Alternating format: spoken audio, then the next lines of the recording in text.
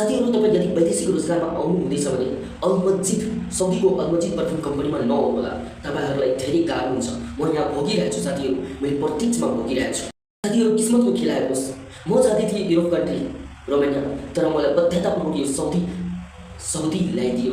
यहाँ कुनै सेलेरी छैन, यहाँ अलिक पनि बढ्दैन जस्तो लागेछ। 9+200 छ। के गर्नु साथीहरू, यो अल-मस्जिद पर्फ्युम कम्पनी हो, सेलेरी नै दिइरहेको छैन, काम चाहिँ ओभर गरिरहेछ। के गर्नु, गाह्रो छ साथीहरू। आजको यो भिडियोमा म तपाईँहरूलाई केही यथार्थ कुरा बताउन गइरहेको छु जो एकदम जरुरी छ तपाईँलाई सुन्न र हेर्नलाई। साथीहरू यो भिडियो 2 मिनटको मात्र हुनेछ, सो यो भिडियोले अन्त्यसम्म हेरिदिनु होला। साथीहरू, हामी जस्तै आफ्नो गाउँ हामी नेपालमा आउँछौँ भने हामीलाई कतिखेर मन लाग्छ कि कतिखेर विदेश गइहाल्ने, कतिखेर पैसा कमाउने, फलानुले यस्तो कमाइरहेछ, चिनानुले त्यस्तो कमाइरहेछ, म पनि जान्छु विदेश, म पनि कमाउँछु।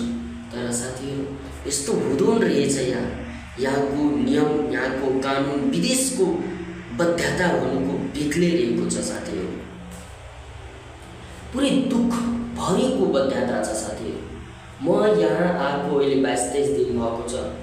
मलाई त 10 दिन जति 1% नि मन लागेन साथीहरू। म अहिले हालसम्म 1% नि मन लाग्दैन यहाँ मलाई। तर के गर्नु, बाध्यता हो। त्यहाँ ऋण लगाएर आएको छु, के गर्नु, बस्नै पर्यो साथीहरू।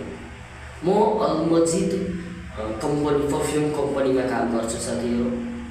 एक त सेलेरी त्यहाँ धेरै भनौँ 1400+200 भनौँ, तर यहाँ आएर वास्तविकता थाहा लागेको छ। नेपालको एग्रिमेन्टको कुनै काम छैन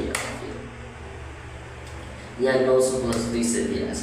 अब भन्नुहोस्, 900+200 कसरी खाना खानु र घर बेच्नु, सघाउनु कसरी मार्नु।